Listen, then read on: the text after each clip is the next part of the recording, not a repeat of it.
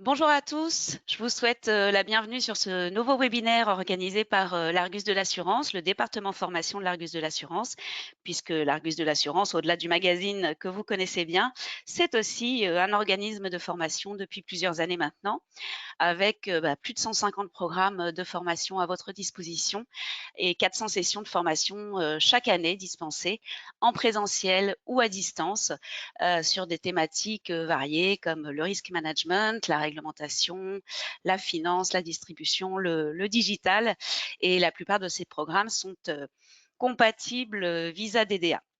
Et puis, nous avons depuis 3 ans maintenant une plateforme 100% e-learning, Visa DDA, qui vous permet de remplir à votre rythme vos obligations de 15 heures de formation à Noël pour ce qui est du public des courtiers que nous avons en force aujourd'hui.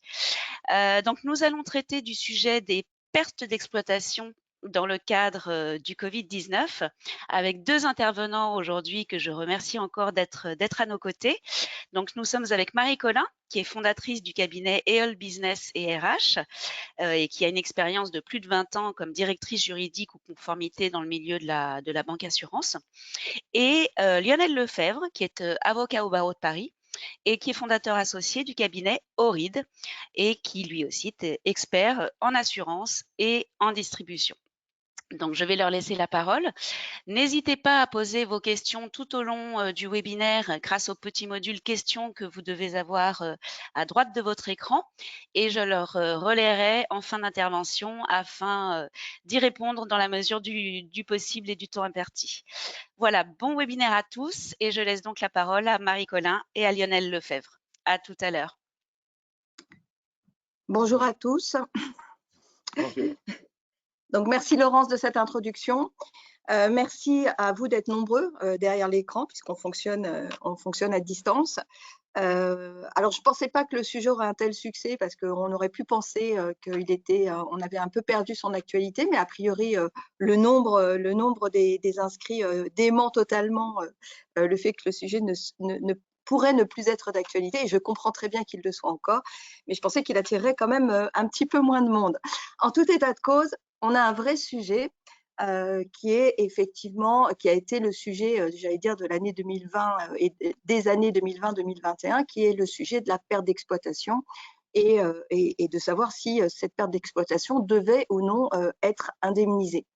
Alors, j'ai la chance, parce que c'est une chance d'être accompagnée, de Lionel Lefebvre, qui est donc avocat et qui pourra intervenir pour nous expliquer également la jurisprudence autour des différents j'allais dire des différents procès qui ont pu avoir lieu sur le sujet. Mais on va reprendre le sujet, si vous le voulez bien, à la base. Les petits carrés ou rectangles que vous voyez devant vous structurent le plan de notre intervention. En fait, dans une première partie, nous allons revoir en fait la question autour du risque de pandémie. Le risque de pandémie, comme l'a illustré la Covid-19, est-ce que c'est un risque assurable? Ça a été une des premières questions qui a pu être posée. La deuxième question que nous allons traiter, c'est quelles sont les difficultés qui sont liées à la prise en charge des dommages pertes d'exploitation. Donc, on va voir qu'il y a différentes difficultés qui sont apparues, j'allais dire chronologiquement aussi, et juridiquement. Donc, en fait, on va voir que les choses ont évolué, hein, les interprétations ont évolué dans le temps. La troisième partie, c'est comment, il faut se préparer à l'avenir quand même quelque part, c'est comment traiter ce risque à l'avenir, notamment puisqu'on a vu qu'il y avait eu des débuts de tentatives j'allais dire, de clarification, enfin je ne sais pas si c'est le mot qu'il faut employer, mais enfin, en tout cas, il va falloir clarifier les contrats, ça c'est sûr. Faut-il les clarifier en excluant ce risque de façon systématique ou non, ou, et c'est aussi une possibilité d'ouverture, mettre en place un système nouveau qui serait un système d'indemnisation légale. En fait, c'est tous ces éléments-là qu'on va essayer de traiter. Donc, vous voyez que c'est assez large, puisqu'en plus, ça va être illustré de jurisprudence, dans un délai qui est relativement court, même s'il peut paraître suffisant, qui est le délai d'1 heure. À la suite de ce délai d'1 heure, au cours duquel nous aurons exposé le sujet, eh bien, vous aurez bien sûr droit, enfin, vous pouvez les poser au fil de l'eau, mais on pourra donc dialoguer ensemble à travers les questions que vous aurez pu poser directement dans le chat. Alors, je pense que personne ne l'a oublié. Je pense qu'on a tous été sidérés à un moment donné par la décision de confinement qui a été prise donc en 2020. Et au-delà de la sidération, bien sûr, c'est que ces décisions, dont on peut rappeler que ce sont des décisions administratives, d'empêcher quelque part un certain nombre d'acteurs de travailler, c'est-à-dire d'ouvrir boutique et donc d'avoir du chiffre d'affaires. Donc, en dehors de ce point-là, qui nous a tous marqués, on va passer sur le terrain juridique et tout de suite constater que cette crise sanitaire va mettre en exergue une sorte de sujet de discorde qui va être structurant entre ceux qui sont des clients des compagnies d'assurance, ou bien sûr des cabinets de courtage, hein, mais des clients, c'est-à-dire des clients qui ont souscrit un contrat d'assurance, que ce soit des clients qu'on va catégoriser comme des clients professionnels ou des clients entreprises. Et donc, ces clients vont se tourner, j'allais dire, normalement, d'une façon, j'allais dire, tout à fait naturelle, vers les assureurs pour dire bah, on ne peut plus travailler, on n'a plus d'argent dans les caisses, on a un contrat qui stipule qu'il y a une perte d'exploitation, allez-vous nous indemniser? En tout cas, on demande une indemnisation. Et du coup, c'est posé la question de cette garantie perte d'exploitation sans dommage et de son interprétation, puisqu'elle va donner lieu à interprétation dans le cas d'un événement exceptionnel comme la pandémie. Et du coup, l'ensemble des assureurs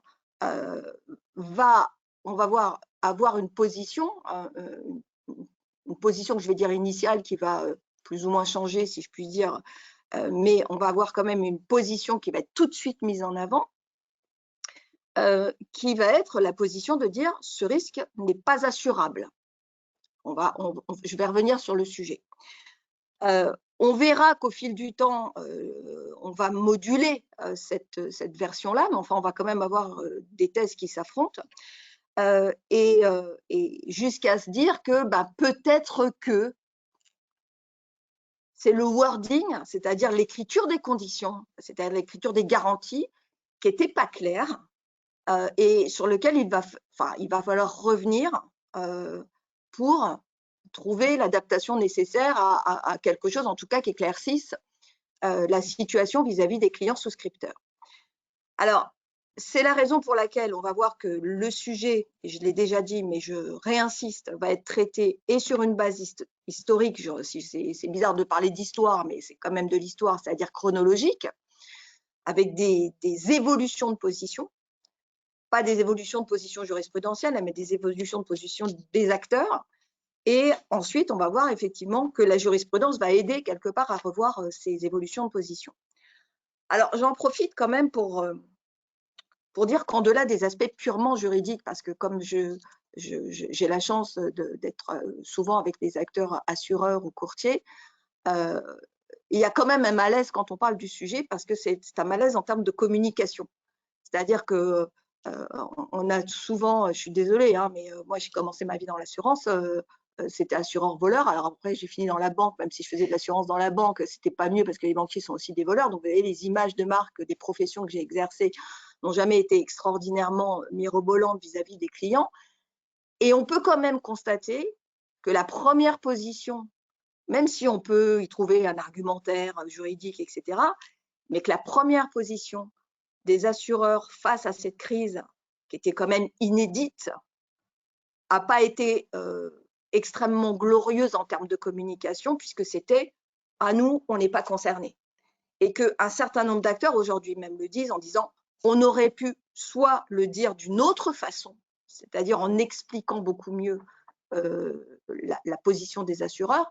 Et j'allais dire d'autant plus que les assureurs ont mis beaucoup d'argent dans la crise et sont beaucoup intervenus et que ça n'est toujours pas connu du grand public. Et je pense qu'en dehors des personnes qui sont présentes ici, qui doivent être certainement plutôt des juristes ou des commerciaux, je ne sais pas, mais il n'y a certainement pas beaucoup de gens de com. il y a un vrai sujet de communication, mais je dirais la même chose du côté bancaire, hein, quand il y a des sujets de place au niveau de la banque. J'avais déjà constaté dans le milieu qu'on ne savait pas communiquer et je trouve qu'il y a un vrai sujet de communication. Maintenant, juste pour rebondir sur ce que tu dis, terminer l'introduction, c'est vrai qu'il y a eu un malentendu à l'origine qui est lié à deux visions qui étaient très différentes. C'est vrai qu'on a eu des assureurs qui se sont positionnés sur leur activité et qui ont essayé d'expliquer leur activité. Leur activité, elle repose beaucoup sur la mutualisation. Si on va prendre une collectivité et on va définir un certain nombre de risques homogènes et indépendants, c'est-à-dire qu'on n'imagine pas qu'ils vont tous se produire en même temps. Et fort de ça, fort de cette explication, ils ont dit, ben, nous, on ne peut pas être concernés par la pandémie qui touche toute la population en même temps pour des dommages qui donc dépassent nos possibilités. Et il y avait ça qui était mis en avant, c'est nous, on ne peut pas exercer notre activité dans ces conditions. Puis de l'autre côté, il y avait les assurés qui, eux, voyaient un contrat. C'est vrai que c'est assez symptomatique de ce qu'est l'assurance. Il y a une activité qui repose sur la mutualisation et beaucoup de risques, et d'un autre, ça se traduit par un contrat qui est individuel, où un client va payer une prime pour la couverture d'un risque. Donc si ce risque réalise, il va être indemnisé en principe au-delà de la prime qui a été payée, tandis que s'il n'a pas de sinistre, ben, il va avoir payé une prime pour aucune prestation. Et dans ce cadre-là, c'est vrai que les clients se sont plutôt rapportés à leur contrat, essayer de voir ce qu'ils couvraient. Et quand on leur disait, ah ben non, nous, on ne peut pas exercer notre activité dans des cas de pandémie, tout en leur disant, vous, restaurateurs, ben, vous n'avez qu'à faire de la vente à emporter, ça devenait quasiment un combat d'activité. Et c'est vrai que certains discours, comme tu le soulignais, d'assureurs ont pu être mal compris, puisque effectivement, ils refusaient leur garantie sans forcément s'arrêter au contrat, à ce qui avait été convenu et prévu dans certains contrats. Bon, on le reverra puisque ça va être quand même le sujet de l'ensemble de l'heure qu'on passe ensemble, hein, mais c'est vrai que c'est bien de poser quand même un certain nombre de critères, j'allais dire, dès le départ, hein, parce que ça nous permet tous, hein, puisqu'on est tous dans le milieu, de ne pas renouveler, si je puis dire, les mêmes erreurs si ça devait se reproduire, et d'être beaucoup plus clair, et en termes de communication et en termes, j'allais dire, contractuels, pour éviter, en fait, encore une fois, que la profession, en fait, en tant que telle, hein, soit mal vue, hein.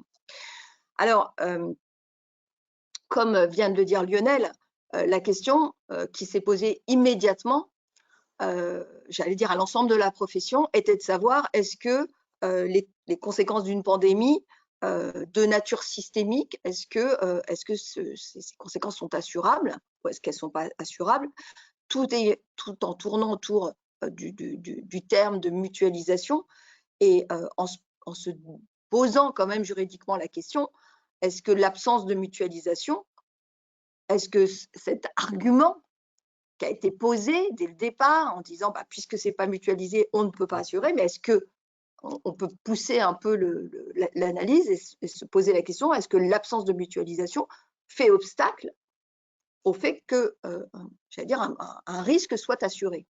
C'est une vraie question de fond juridique. Et donc, en fait, ce débat juridique, c'est donc au départ, vous voyez comme quoi ça pouvait passionner les clients quand même, puisque c'est vrai que là, on est vraiment sur un hiatus, hein. Le client, il veut juste savoir si son contrat, il joue, et on lui on lui répond « Ah, le risque n'est pas assurable ». Donc, vous voyez, on est quand même on est dans deux mondes différents. Et donc, c'est est-ce que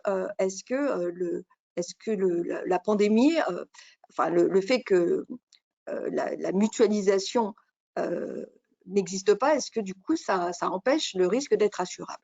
Donc la question est posée, la mutualisation d'un risque relève-t-elle de critères juridiques qui permettent de définir un contrat d'assurance? Alors on va avoir deux écoles, comme toujours, hein, c'est toujours, je veux dire, ça peut être en philo, ça peut être en droit, on a différentes écoles.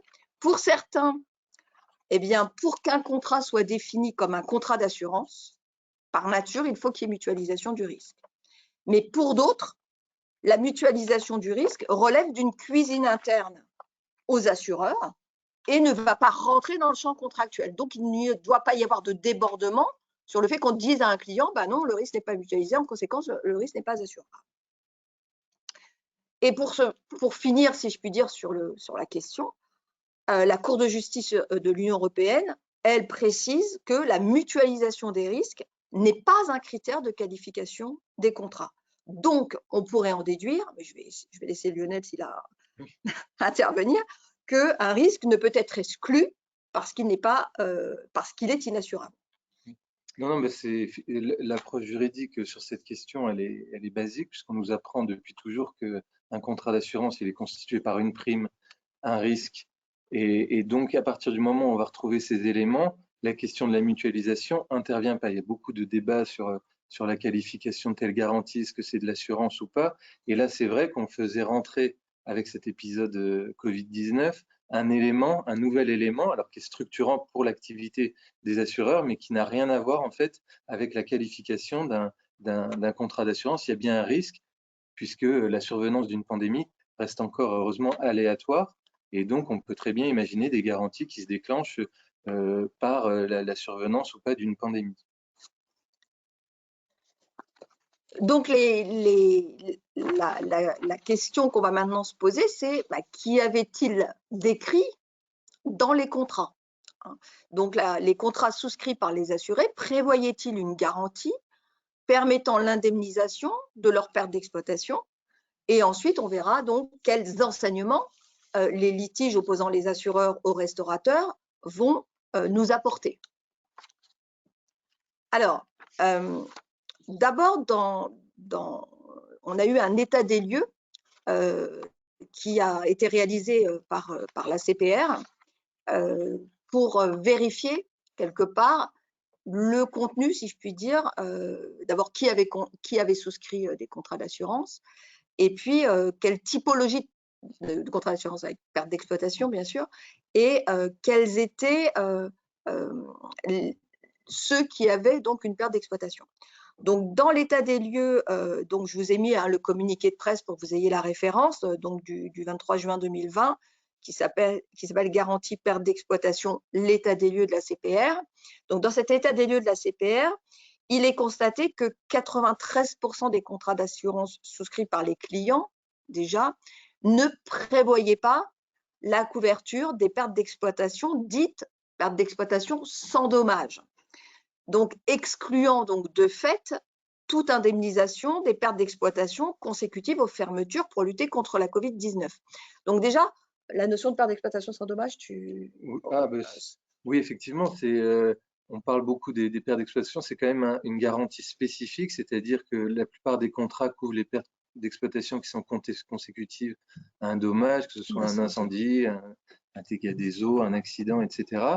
Mais il y avait très peu de contrats qui couvraient ce qu'on appelle la perte d'exploitation sans dommage, qui résulte là d'une décision administrative qui n'est pas en soi un dommage. Donc il y avait ce qu'a constaté la CPR, c'est intéressant qu'elle fasse cette étude, c'est qu'il y avait 7% des contrats qui prévoyaient cette garantie. Donc la question de l'applicabilité des garanties d'assurance, elle concerne quand même un nombre très réduit de contrats d'assurance.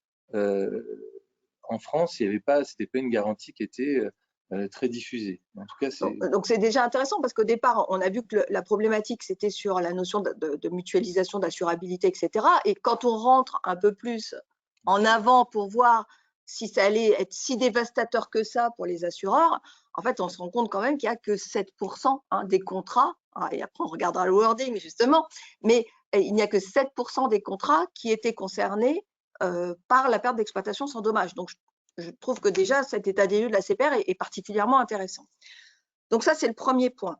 Le deuxième point qui apparaît sur le slide, c'est que parmi donc, les assurés qui disposaient de cette garantie perte d'exploitation sans dommage, seuls 3% d'entre eux pouvaient prétendre de façon certaine à l'indemnisation de leur perte d'exploitation consécutive aux ordres de fermeture administrative, puisqu'ils bénéficiaient d'une absence de clause d'exclusion dans les garanties. Pour les autres, donc environ 4%, il existe un doute sur l'application ou non des garanties. Alors, excusez-moi, mais comme j'ai un truc qui me gêne pour la lecture.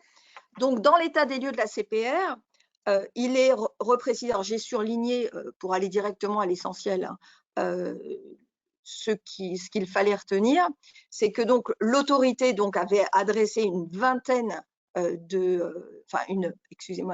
questionnaire à une vingtaine d'assureurs, que l'analyse donc des questionnaires, donc des réponses apportées, montre que les documents contractuels sont très divers, hein, en tout cas démontrent une grande variété des situations, qu'on a des TPE, des PMI, etc., dans les secteurs d'activité qui sont aussi divers, hein, parce qu'on parle beaucoup des restaurateurs, mais il y a aussi l'industrie, l'hôtellerie, la restauration, l'audiovisuel, la coiffure, enfin on parle beaucoup de la restauration, mais il n'y a pas que ça. Pour autant, il apparaît nettement que les conséquences d'un événement aussi exceptionnel que la pandémie actuelle ne sont en règle générale pas couvertes, hein, voilà, ça c'est le constat de la CPR, par les contrats en vigueur, on reprend, ainsi que la mise en œuvre de la garantie perte d'exploitation, puisqu'elle est exclue pour 93% des assurés. En effet, soit, ce que vient d'expliquer Lionel, soit cette garantie est subordonnée, hein, à l'existence d'un dommage au bien, comme un incendie ou un dégât des eaux. Donc effectivement, là, c'est une perte d'exploitation consécutive à un autre dommage, soit plus rarement, il y a une exclusion explicite, hein, des effets de pandémie qui a déjà été prévue dans les contrats garantissant la fermeture administrative. Donc ça, c'est des constats qu'a pu faire. J'ai un blocage, je ne peux plus avancer, j'ai un problème technique. Alors là, je ne sais pas. J'ai un petit problème technique, Laurence, je ne peux plus avancer ni reculer mes slides. Ah, alors, avec la souris, si tu essaies. Peut-être, alors, a priori, ça ne marche pas. Sinon, je vais prendre la main. Hop. Bon, attends, mais je suis sortie pour le remettre en… Alors, attends. On va trouver des solutions.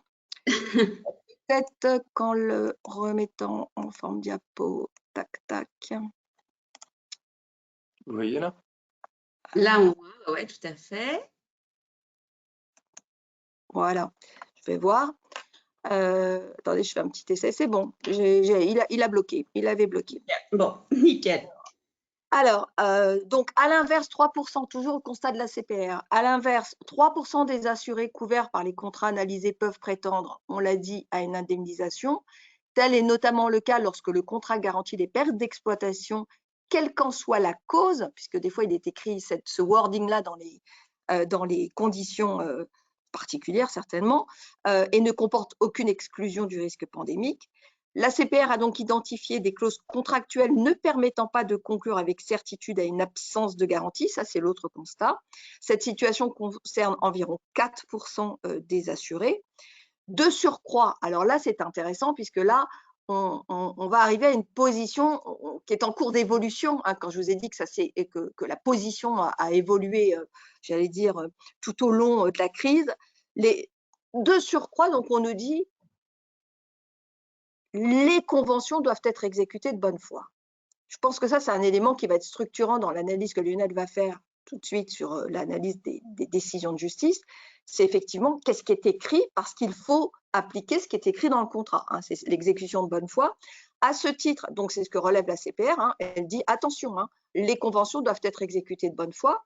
À ce titre, les assureurs sont tenus de répondre dans des délais raisonnables aux demandes d'information des assurés portant sur l'étendue des garanties et aux déclarations de sinistres, en veillant à expliciter les éventuels refus de garantie qui leur sont opposés. C'est-à-dire, on ne fait pas des déclarations générales en disant on n'est pas concerné, on répond quand même à chaque fois qu'un assuré pose une question, on lui répond et dans un délai raisonnable. Donc, on retrouve, si je puis dire, le rôle de la CPR, hein, si je puis me permettre de dire, elle est là aussi pour protéger les intérêts des assurés. Donc, les gestes commerciaux, excusez-moi, ils doivent être aussi particulièrement vigilants à la qualité du traitement des réclamations. Et on verra d'ailleurs, puisqu'on l'a introduit dans notre intervention, ce qu'a pu dire le médiateur des assurances sur le sujet. Hein. Donc, attention aussi au traitement des réclamations. Là-dessus, je ne vais pas revenir, puisque moi, j'allais dire, j'ai une casquette de conformité sur les obligations relatives au traitement des réclamations, mais c'est, j'allais dire, remis à l'ordre du jour par la CPR, même dans ce cas de pandémie. Les gestes commerciaux de nature diverse qui sont faits par les assureurs ne peuvent conduire à priver les assurés de leur droit de recours en cas de contestation de la portée des clauses contractuelles. C'est-à-dire que vous n'allez pas vous en sortir simplement par un geste commercial, c'est bien on va regarder quand même le contenu des contrats. La CPR invite les professionnels à revoir pour l'avenir. Donc là, ça c'est ce qui est en train de se passer. C'est pour ça que sans doute le sujet est d'actualité et que vous êtes nombreux. L'ACPR invite donc les professionnels à revoir pour l'avenir la rédaction de toutes les clauses contractuelles ambiguës. Donc après, va falloir voir si c'est ambigu ou non. Et à préciser l'architecture générale des contrats afin d'informer clairement les assurés de l'étendue exacte de leur garantie. Alors, j'en profite parce que je ne le traite pas directement, enfin, nous ne le traitons pas directement dans les slides et on ne parle pas des nouveaux éléments j'allais dire précontractuels à remettre aux clients suite à la mise en œuvre de la DDA avec les IPID, etc. Il est clair que quelque part, si vous revoyez les conditions, les garanties que j'appellerais substantielles à un contrat d'assurance, bien entendu, ça doit passer par la POB, la gouvernance produit, ça doit donner lieu à un nouvel IPID qui doit être remis à l'assuré, etc. Ça, on ne l'a pas traité, on n'est pas rentré dans, j'allais dire, dans ce niveau de granularité, mais il faut quand même l'avoir en tête, hein, parce que je n'ai pas réussi à me faire communiquer un ancien IPID avec un nouvel IPID. Donc voilà, en tout cas, c'est des sujets qui sont des vrais sujets hein, aussi derrière j'informe le client et il sait et il connaît les exclusions relatives à son contrat. Hein. S'agissant des contrats en cours d'exécution, l'autorité rappelle que toute addition ou modification ne peut se faire sans l'accord express du souscripteur, ce qu'on reverra bien entendu tout à l'heure. Peut-être juste un point sur cette exigence d'un accord express, c'est-à-dire d'un avenant signé par l'assuré. C'est un point qui est quand même intéressant, et notamment pour ce qui concerne les courtiers, parfois qui sont retournés voir leurs clients. Donc c'est vrai qu'il n'y avait pas d'obligation peut-être à l'origine de faire souscrire cette typologie de garantie. En revanche, ils se sont retrouvés en première ligne quand parfois les contrats prévoyaient cette garantie et qu'il fallait conseiller d'accepter le geste commercial ou au contraire de ne pas négocier, où ils intervenaient dans une situation qui était conflictuelle et savoir ce qu'ils pouvaient dire. Et donc, c'est vrai que c'est intéressant de voir comment on peut réagir. Enfin, pour la CPR, c'était aussi intéressant de voir effectivement quel contrat couvrait, etc.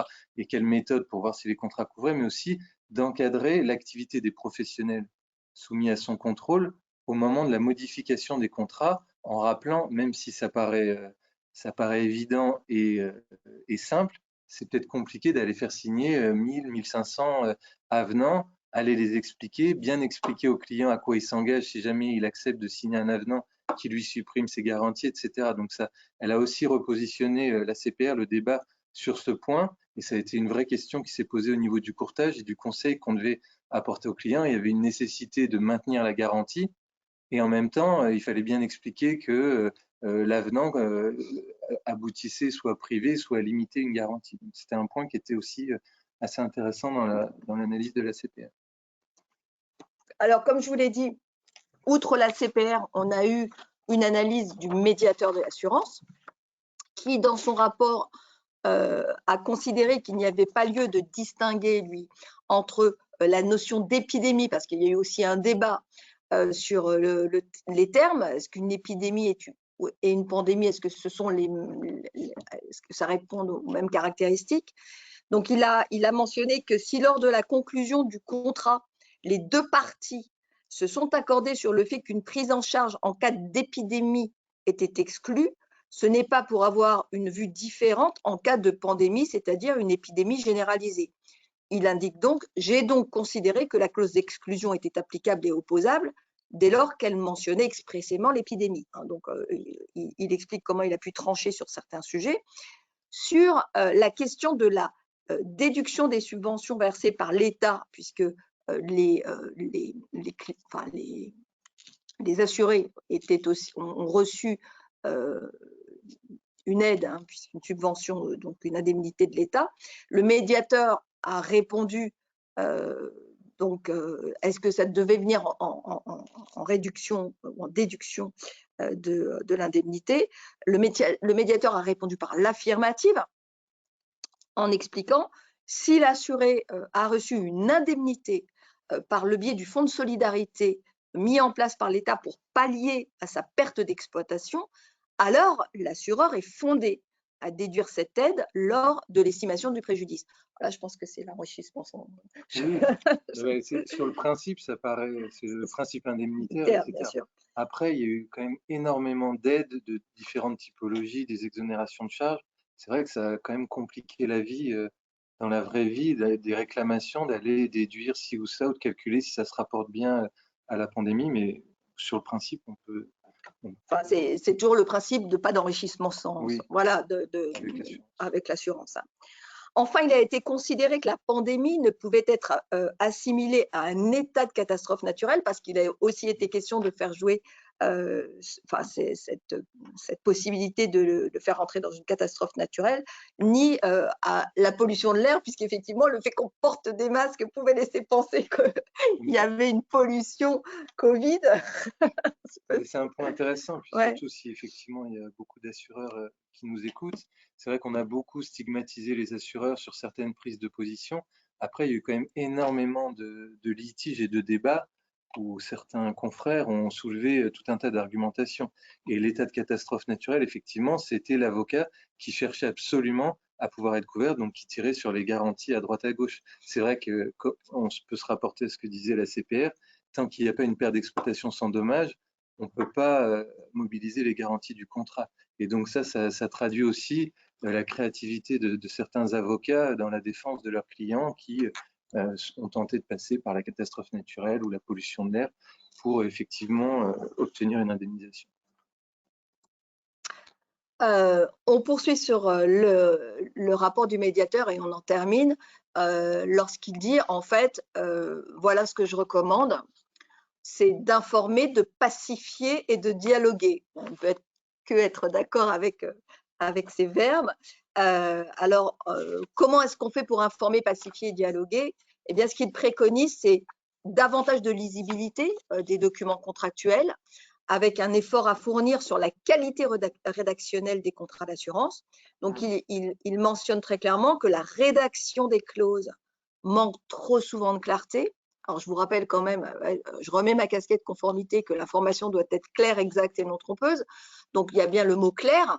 Donc, quand on voit que dans cette typologie de contrat, ça manque de clarté, c'est juste embêtant, puisque quand un certain nombre d'assurés sont effectivement concernés, si on leur répond à chacun non et qu'eux disent c'est pas clair, c'est que la faute va revenir au professionnel qui a mal écrit. Donc, à chaque fois, c'est pour ça que je parle du wording.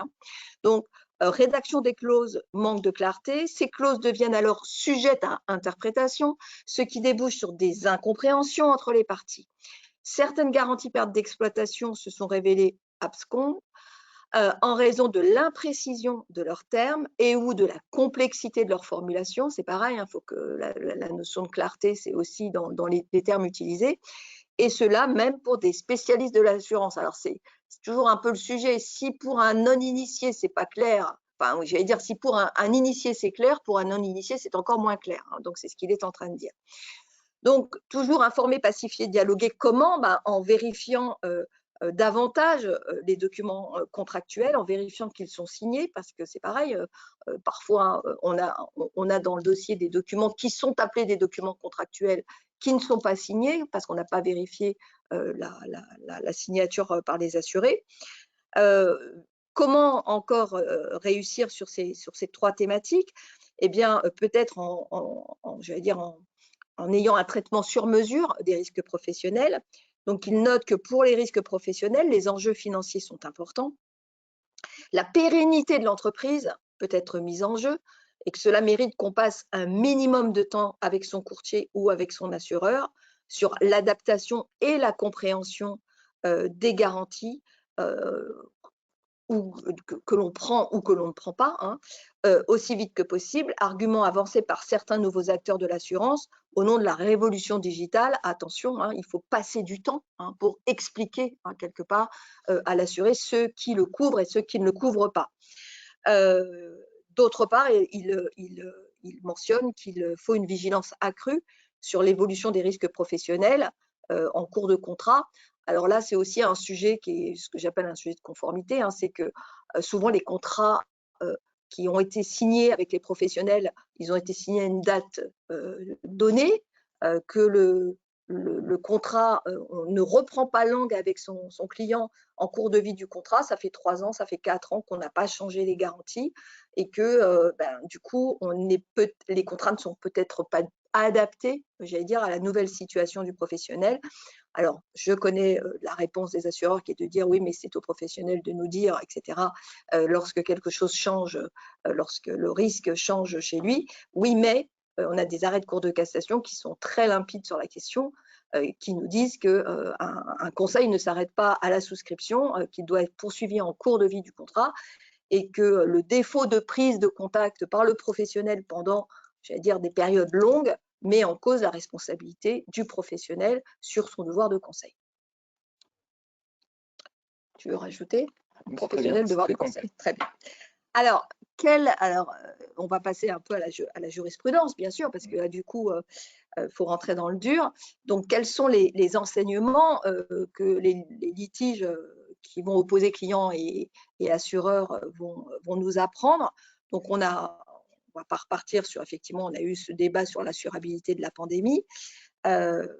Lionel vous l'a dit tout à l'heure, la réponse était faites de la vente à emporter, enfin si je peux me parler comme ça, hein, débrouillez-vous. On vous autorise pour la vente à emporter, donc venez pas râler que vous ne pouvez pas exercer, vous avez une possibilité d'exercice.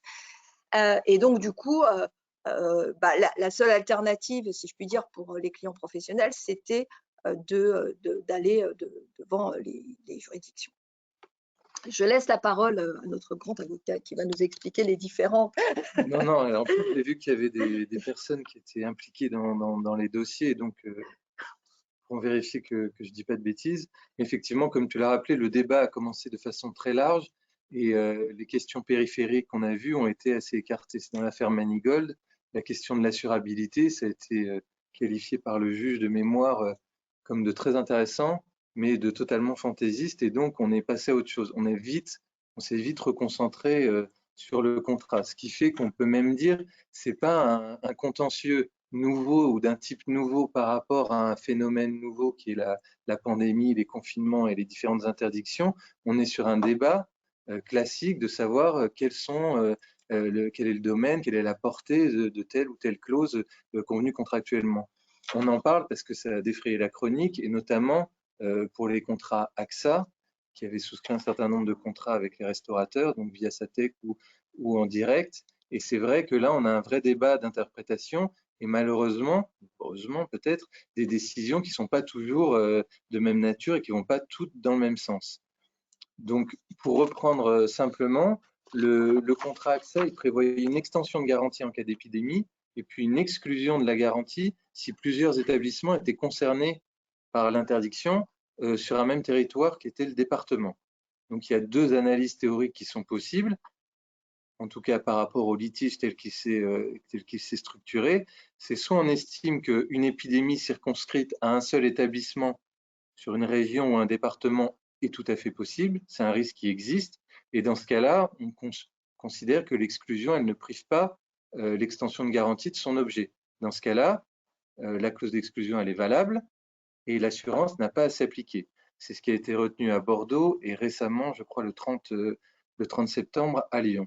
Ou bien on a une autre analyse et on dit qu'une épidémie, elle est rarement limitée à un seul établissement. Et dans ce cas-là, l'exclusion, elle a pour effet de retirer l'intégralité de ce que l'extension est censée couvrir. Donc dans ce cas-là, l'exclusion est nulle puisqu'elle prive d'objet une obligation et on doit appliquer les garanties puisqu'on écarte l'exclusion. Et ce qui a été retenu par notamment la Cour d'appel d'Aix-en-Provence ou la Cour d'appel de Rennes. Pour bien comprendre le débat, moi, je voulais juste reprendre rapidement et vous lire le wording des clauses parce que c'est intéressant de voir vraiment la question qui s'est posée. Donc, la clause, l'extension, elle prévoit la garantie est étendue aux pertes d'exploitation consécutives à la fermeture provisoire ou partielle de l'établissement assuré lorsque les deux conditions suivantes sont réunies.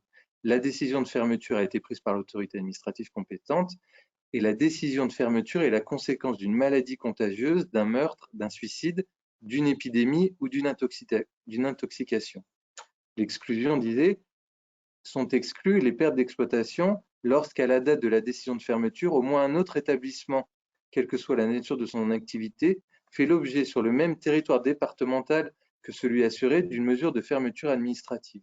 Donc sur cette base-là, là, clairement, en état de Covid, comme tous les établissements sont concernés, on n'avait pas vocation à s'appliquer. Et la réponse des cours d'appel est assez... enfin, vraiment, le débat porte sur... Et c'est assez clair ce qu'elle retient. Donc la Cour d'appel de Lyon, qui s'est prononcée en faveur de l'assureur, elle dit « En application de ce texte, la clause d'exclusion est valable dès lors qu'une partie de la garantie subsiste et qu'elle n'a pas pour effet de rendre dérisoire l'obligation du débiteur. » Et donc, on est bien sur une analyse de fait. On se dit, bah, effectivement, c'est possible, donc la garantie est valable. Et d'un autre côté, on a Aix-en-Provence qui dit le cas théorique d'un éventuel cluster de l'épidémie Covid-19 isolé et limité à un seul établissement dans le même territoire départemental, évoqué par l'assureur, est purement fictif et n'est pas avéré. Et donc, il en tire la conséquence que la garantie n'est pas applicable. Donc, on n'est pas tellement sur un débat juridique. Enfin, le débat juridique, on le voit bien, c'est pour être valable, il ne faut pas que l'exclusion prive de substance la garantie. Mais après, l'interprétation, elle dépend des juges. Et ce qui est d'autant plus dommage, c'est qu'a priori, la Cour de cassation, elle ne va pas pouvoir se prononcer sur ces sujets. Donc, on aura des décisions de cour d'appel qui vont différer les unes des autres. Il n'y a que l'hypothèse de la dénaturation, mais là, clairement, il y a une interprétation qui est nécessaire. Donc, ouais, tu peux passer. Enfin, ce que je veux dire, c'est très difficile. Ouais. Non, c'est... Ouais, c'est bon. Ouais. Donc, ce qu'on peut dire, c'est aujourd'hui, il y a des décisions qui diffèrent les unes des autres. Elles sont quand même majoritairement en faveur des assurés, mais là, il y a une rébellion, en tout cas, de la Cour d'appel de Lyon, donc qui peut laisser certains espoirs à AXA. À mon sens, le droit, il n'apporte pas une réponse claire ici. C'est vraiment juger, est-ce que c'est clairement l'intention des parties était d'exclure ce risque, ce qui ressort plus ou moins quand même de la lecture des termes. Mais après, le problème, c'est que quand vous stipulez une extension de garantie, l'extension de garantie, on ne peut pas étendre une garantie et puis dire en fait on en enlève une partie, etc. Enfin, c'est une mécanique contractuelle qui prête à discussion. Si on repart sur les principes du droit des assurances, donc on va définir le champ d'une garantie avec les conditions et c'est à l'assuré de démontrer ces conditions. Quand on est sur une exclusion, on va retirer un peu de ce risque garanti et donc c'est à l'assureur de démontrer que effectivement toutes les conditions sont réunies. L'extension, c'est un peu le même principe, c'est un peu dérogatoire. Donc on déroge d'un côté et puis on va encore redéroger à cette dérogation en excluant des risques qu'on avait étendus, etc. Donc la mécanique contractuelle, enfin le choix de rédaction, il amenait forcément à un litige.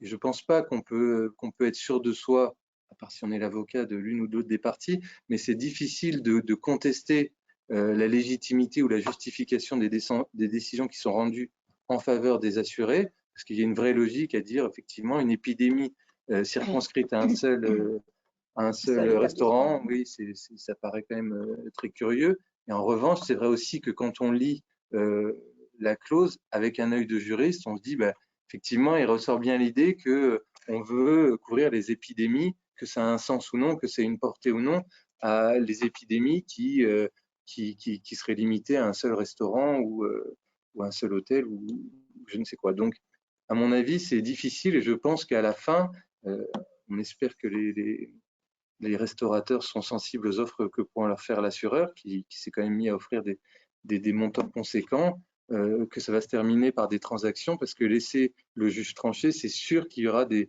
interprétations diverses et variées sur le sujet, et c'est jamais bon qu'un restaurateur soit indemnisé à Aix-en-Provence, qu'il ne le soit pas à Lyon et Bordeaux, puis qu'il le soit à Rennes. Ça crée quand même une situation qui n'est pas valable ou pas acceptable sur le plan juridique d'un point de vue global. Donc voilà ce que je pouvais vous dire sur les différentes décisions qui ont concerné AXA et les restaurateurs.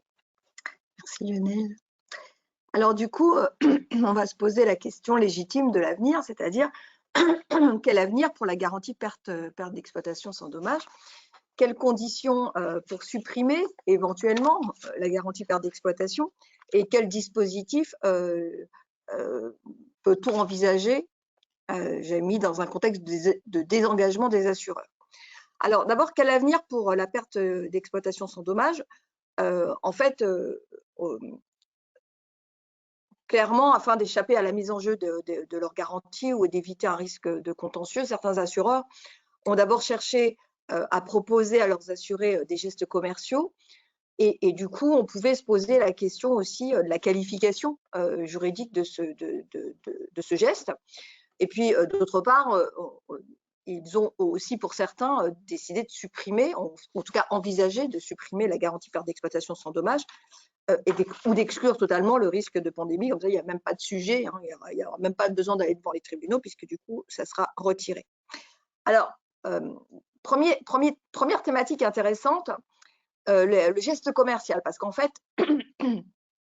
si je reprends la chronologie, on a eu un premier cas qui a ébranlé totalement le monde de l'assurance, puisqu'on était toujours, me semble-t-il, confinés, et qui a été le geste commercial qui a été annoncé par les assurances du Crédit Mutuel. Et ils ont donc tout de suite annoncé qu'ils versaient une prime forfaitaire mutualiste, alors même que, j'allais dire, dans le débat, subsistait un doute sur la prise en charge des sinistres, même dans le cadre de leur contrat qui s'appelait le contrat à cajou. Alors, on va admettre que si le risque de pandémie avait été clairement exclu, ce geste en fait commercial n'aurait pas posé de problème. Parce qu'effectivement, risque exclu, on a toujours la possibilité de décider, les parties décident entre elles d'un commun accord, de dire bah oui, mais en même temps, vous avez subi un dommage et moi, à titre totalement personnel, bah, je vous donne, enfin, je ne peux pas dire que je vous indemnise, mais je fais un geste commercial pour vous soutenir, pour soutenir l'activité, etc. Mais ce qui est beaucoup plus compliqué à analyser, c'est ce geste, alors que peut-être que la garantie, puisqu'on ne s'était pas prononcé encore sur est-ce que la garantie joue, hein, comment est-ce qu'on qualifie donc un geste qu'on appelle geste commercial, puisque c'était une prime forfaitaire, alors que peut-être si la garantie jouait, le restaurateur aurait été indemnisé d'un montant supérieur au geste proposé. Donc, du coup, il y a un sujet de débat. Un geste commercial suppose que l'on soit hors du champ contractuel. Si l'on verse une prime forfaitaire sans raison contractuelle, l'assuré pourrait demander le geste commercial plus l'application du contrat. Donc, un geste commercial, du coup, on peut se poser la question, cher Lionel, peut-il valoir renonciation dès l'instant où il pourrait y avoir possibilité de mobiliser la garantie du contrat? Donc, du coup, c'est vrai qu'un geste commercial, il n'a pas de contrepartie. C'est-à-dire qu'à partir du moment où on demande quelque chose au bénéficiaire de geste commercial, on n'est plus vraiment dans le geste commercial. Et c'est toute la question qui s'était posée, mais y compris pour les courtiers qui devaient apporter les offres des assureurs. C'est de temps en temps, la somme était substantielle quand même ou intéressante pour le client. Et puis la perspective d'un litige était plus confuse, donc il y a quand même pas mal d'assurés qui ont accepté ces gestes commerciaux.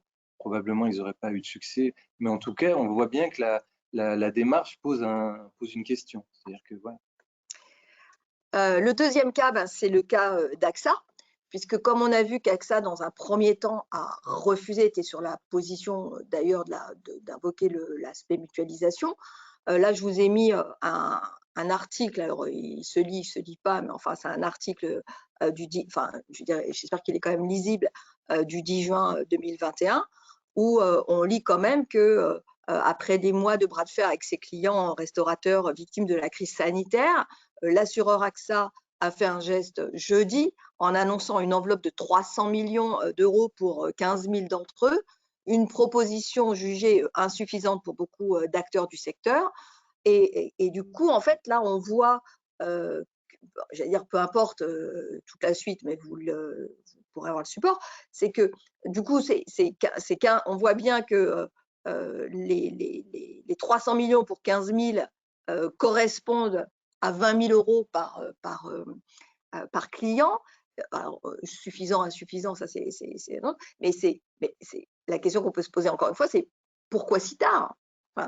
Pourquoi pourquoi en juin 2021 alors que la question se posait depuis, si je puis dire, mars 2020. Donc, pourquoi après ce bras de fer, en arriver là? Un peu la question de la com que je vous disais d'entrée de jeu. Est-ce qu'il n'aurait pas mieux valu, pour glorifier l'image des assureurs, commencer par dire on est solidaire, etc., plutôt que d'y arriver un an après? Bon, il y a des questions, je ne peux pas totalement y répondre, bien entendu, mais c'est vrai que ça laisse quand même à réfléchir sur mais que s'est-il donc passé dans le raisonnement des acteurs, hein, pour en arriver à cette position-là, parce que les assurances du Crédit Mutuel ont été vraiment énormément critiquées lorsqu'ils ont, et en plus c'était de cet ordre-là, hein, de mémoire. Je me rappelle d'avoir visualisé à la télévision un restaurateur qui disait je prends les 20 000 € des assurances du Crédit Mutuel. Donc on était exactement dans le même ordre de grandeur. Et tout le monde disait mais c'est affreux, il commence à lâcher, ça veut dire que toute la profession doit lâcher. Enfin bon, je voyais bien ce qui se passait pour y arriver, si je puis dire, quelques mois après. Donc il y a quand même une question de fond à se poser sur la portée juridique, en tout cas de ces gestes commerciaux. Alors la deuxième question qu'on se pose, je vais laisser Lionel prendre la main sur faut-il supprimer, hein, et est-il possible d'ailleurs de supprimer la garantie perte d'exploitation des contrats? Ça rendrait les choses plus claires. Ça, c'est sûr que ça rendrait les choses plus claires. Et là-dessus, on a un avis, hein, donc Oui, alors la question portait sur effectivement qu'est-ce qu'on fait quand on a un contrat qui couvre ou qui a une clause qui n'est pas forcément claire, qu'est-ce qu'on peut faire vis-à-vis de son client. Donc, il y a les gestes commerciaux, si un sinistre c'est réalisé, ou on peut essayer de régler ce sinistre, mais qu'est-ce qu'on fait pour l'avenir? Et c'est vrai qu'il y a une question qui a été posée, qui est une réponse intéressante de la commission des pratiques commerciales, c'est de dire les assureurs sont allés voir leurs assurés, alors via leur courtier encore, donc avec cette question de la responsabilité, pour leur dire, voilà, on vous propose de signer cet avenant, c'est à prendre ou à laisser. Et ce que dit la commission des pratiques commerciales, c'est que quand l'assureur décide de rentrer dans ce type d'approche et de démarche, il doit quand même être vigilant, c'est-à-dire qu'il ne peut pas menacer le client de résilier son contrat pour obtenir la signature de l'avenant. Alors, il peut toujours résilier le contrat, mais c'est vrai que lier la signature de l'avenant à la menace de résiliation, ça a été considéré que ça pouvait être une pratique non acceptable, etc. Donc, il y a vraiment cette question s'est posée et a reçu une réponse assez intéressante de dire, voilà, la façon dont vous gérez l'avenir de vos contrats, les modifications, idéalement, vous prévoyez une baisse de la prime. Si vous supprimez une garantie, vous n'obtenez pas la signature parce que vous menacez un assuré qui forcément a besoin de continuité, de permanence dans ses garanties et qui n'a pas forcément le temps de repartir à la recherche d'un nouvel assureur. Donc, c'est ces principes de bon sens qui ont été rappelés par la commission des procédures commerciales qu'on vous a reproduit un peu parce qu'ils donnent une bonne vision de ce qu'il faut faire. C'est quelles sont les bonnes pratiques quand on veut effectivement modifier la garantie. Alors, c'est la suite. C'est la suite de, oui, c'est la suite de l'analyse donc de la commission d'examen des pratiques commerciales, donc qui reprend les éléments clés que Lionel vient de dire sur le déséquilibre significatif, donc l'avantage sans contrepartie et la rupture brutale de la relation commerciale. Donc tous ces éléments mettent en avant que faites attention, si je puis dire. N'allez pas à la résiliation, j'allais dire sans bille derrière, parce que si en plus vous faites payer, si je puis dire, le même montant de prime, là il y a un déséquilibre significatif. Hein. Voilà, et éviter la rupture brutale. Donc ce sont des éléments à prendre en compte, en tout cas pour l'avenir, hein, parce qu'on a vu qu'il y a eu beaucoup de réactions, ce qui était un peu logique, hein, de dire mais qu'est-ce qui se passe, on m'oblige à signer et sinon je ne suis plus assurée. Donc sachez quand même que le sujet est toujours sur le feu, si je puis dire, hein, et que on peut avoir des autorités. Là, c'est la commission d'examen des pratiques commerciales, mais demain, ça pourrait être également la CPR qui se penche quand même sur les conditions de la résiliation, hein, les conditions de résiliation qui ont pu être opérées. Alors, toujours dans quel avenir, on ne peut pas ne pas conclure, même si on sait que c'est un projet avorté, mais sur le fait qu'on ait pu se pencher sur un régime qui se serait rapproché du régime catastrophe naturelle et qui se serait appelé le régime catastrophe exceptionnelle. Donc, on était un peu sur, j'allais dire, les mêmes modalités. Et donc, le régime, c'était pas Castex, hein, mais c'est Catex, ne pas confondre. Et c'est vrai que c'est rigolo quand même quand on a un Castex que Premier ministre. Et donc, en fait, c'était donc ce fameux régime catastrophe exceptionnel. Et donc, le 7 décembre 2020, donc Bruno Le Maire, ministre de l'économie, a annoncé que cette assurance pandémie ne verrait pas le jour. Et donc, on peut se poser la question de savoir pourquoi ce régime ne verrait pas le jour, pour quelles raisons, un coup d'arrêt à cette réflexion sur ce régime de catastrophe exceptionnelle. Alors, un groupe de travail, comme d'habitude, a vu le jour, qui a rapidement proposé un scénario qui visait à offrir forfaitairement un capital résilience aux TPE-PME en cas de fermeture administrative pour cause de pandémie. Mais qu'on avait étendu également catastrophes naturelles, actes de terrorisme ou émeutes populaires. Et ce régime, alors émeutes populaires, vous voyez à quoi on fait référence, ce régime ambitieux n'a pas réussi à récolter toutes les faveurs, puisque les réassureurs n'ont pas caché leur difficulté à débloquer de la capacité si un schéma multipéril était retenu. C'est-à-dire que là, on n'était pas que sur entre guillemets la pandémie, mais du coup, comme il y avait cette étendue un peu terrorisme et puis émeute, c'était un peu effectivement cette notion de multipéril à travers cette proposition. Ça a été une première problématique. L'autre problématique, c'est drôle parce qu'on revient, c'est comme on dit, on revient à notre histoire de mutualisation qui était le début. Donc la mutualisation, le caractère universel a donné un tel régime. Et donc là, la Fédération française des assurances prenait une prise en charge qui était limitée aux petites entreprises et aux PME. Et Bercy n'a pas souhaité que ce soit que les TPE et PME et avait alerté sur le fait que les grandes entreprises ne devaient pas être exclues. Donc, on ne savait pas non plus exactement quel était le champ d'application, hein, si je puis dire. Donc, du coup, le projet a été abandonné au profit, si je puis dire, de solutions individuelles qu'on va appeler solutions facultatives. Donc, aujourd'hui, le gouvernement encourage la résilience des entreprises par des solutions individuelles facultatives, comme la constitution de provisions, chapeau quand même, hein, au bénéfice, alors quand même,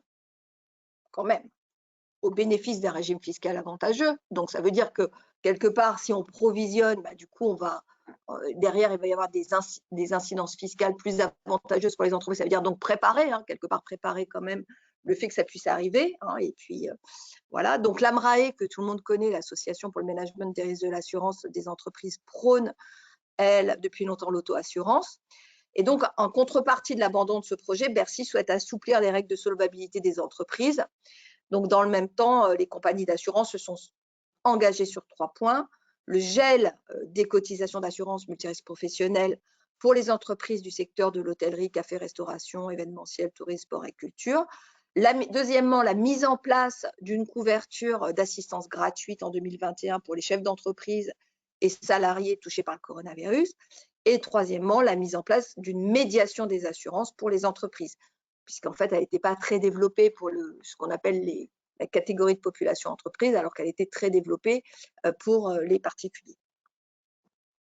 Eh bien voilà, on en a fini. Et nous sommes à l'écoute de vos questions. Écoutez, votre intervention était très détaillée et très claire. Donc, pour le moment, je n'ai pas beaucoup de questions. J'en ai quand même une qui est intervenue en début d'intervention, qui est peut-être plus une réflexion qu'une question. Lorsque vous avez parlé du communiqué de presse du 23 juin 2020, et que vous avez noté, s'agissant des contrats en cours d'exécution, l'autorité rappelle que toute addition ou modification ne peut se faire sans l'accord express du souscripteur. Et donc, on a eu à ce moment-là une réaction d'un courtier qui disait comment donner son accord express quand les compagnies menacent de résilier le contrat. Mais je crois que vous avez plus ou moins répondu il y a quelques minutes. Mais alors, effectivement, s'il y a une menace, déjà, donc on tombe c'est une mauvaise pratique. Donc, la menace en soi peut être sanctionnée. Et après, effectivement, ça pose la question, mais que la CPA, tout le monde s'est posé cette même question. Est-ce que l'assuré va vraiment consentir à la suppression de sa garantie. Il peut le faire parce que c'est le seul moyen de continuer sa garantie. Après, il pourrait aussi aller chercher sur le marché d'autres garanties. Mais je comprends que ce soit un courtier qui ait posé cette question parce que c'est vrai que les laps de temps étaient quand même relativement courts entre les décisions et le positionnement des assureurs. Et puis après, le conseil qu'il fallait aller donner aux assurés qui étaient un peu plus intéressés par l'indemnisation qu'ils allaient recevoir que par les modalités de leur garantie sur l'avenir. Donc, ça a vraiment posé une vraie problématique. Et le fait qu'il y ait un accord signé, ça permet quand même de retracer ce qui s'est passé à ce moment-là. Donc, ce n'est pas au moment de la souscription, mais c'est au moment de la modification. Il fallait au moins avoir un avenant signé par les parties. Mais on a vu sur le marché quand même des avenants qui étaient envoyés, qui n'avaient pas besoin d'être signés, ou des notes de couverture pour modifier les garanties. Donc, il y a eu quand même une vraie créativité de la part des assureurs pour justement supprimer assez rapidement ces garanties qui les exposaient et qui les forçaient à provisionner. Donc, quand la CPR elle rappelle ce principe de base, c'est aussi juste pour rappeler que l'assureur n'a pas la possibilité de modifier unilatéralement en envoyant une information, etc. Et puis c'est un peu, j'allais dire, le droit du contrat. On ne fait pas signer sous la menace. Hein, Oui, donc ça. voilà. Donc on revient, j'allais dire, à nos fondamentaux. Mais c'est vrai que, et c'est pour ça que la CPR a été vigilante sur le sujet, c'est que encore une fois, dans une situation classique entre deux partenaires, j'allais dire équivalents, on sait jouer, on ne signe pas sous la menace. Là, on a un assureur et un assuré, et du coup, l'assureur use et peut. Je ne dis pas qu'il abuse systématiquement, hein, sinon je n'aurais pas travaillé pendant plus de 10 ans dans une compagnie d'assurance, mais peut abuser de son statut hein, pour dire bah, c'est ça ou tu n'as rien. Et ça, ce n'est pas une situation normale. En plus, ce n'est pas du tout, tout ce que j'allais dire, tout ce qui est mentionné sur les bonnes pratiques commerciales d'une façon générale dans les usages. Donc, c'est vrai que c'est une vraie bonne question, enfin, sincèrement, parce que nous là, j'allais dire, je vais vous le dire un peu brutalement, mais nous, c'est un peu facile. On vous fait, entre guillemets, un cours théorique, on vous dit, bon, voilà ce qu'il est dit et voilà ce qu'il faut retenir. Maintenant, quand on est au charbon et qu'on a un assureur, parce que le courtier, il est dans une position qui est quand même pas facile, hein, il est un peu écartelé, il a un assureur qui met la pression et il a un client qui a envie de défendre parce qu'en fait, il est bien le mandataire de son client.